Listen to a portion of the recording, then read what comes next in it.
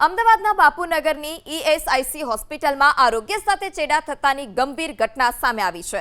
હોસ્પિટલમાં દર્દીઓને પીરસવામાં આવેલી ખીચડીમાંથી જીવાત ઈયળ નીકળી હોય છે તે પ્રકારના આ દ્રશ્યો સામે આવ્યા। હોટલ અને રેસ્ટોરન્ટ બાદ હવે સરકારી હોસ્પિટલના ભોજનમાં પણ આ પ્રકારે જીવાતો જોવા મળી।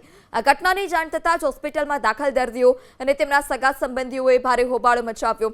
અંદાજે 180 જેટલા દર્દીઓએ ગભરાટ અને રોષના માર્યા ભોજન લેવાનો સ્પષ્ટ ઇનકાર કરી દીધો હતો। દર્દીઓએ એક સાથે પોતાનું જમવાનું પાછું આપી દઈ પ્રશાસનની બેદરકારી સામે વિરોધ પ્રદર્શિત કર્યો। ઘટનાની ગંભીરતાને ધ્યાને લઈ હોસ્પિટલના ઉચ્ચ અધિકારીઓ પણ તાત્કાલિક દોડી આવ્યા।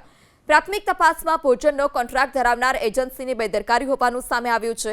સત્તાધીશોએ ખાતરી આપી કે આ મામલે જવાબદાર કોન્ટ્રાક્ટર સામે કડક પગલાં લેવામાં આવશે। આ કિસ્સા બાદ હોસ્પિટલના કિચન અને સ્ટોર રૂમની પણ તપાસ કરવામાં આવી છે।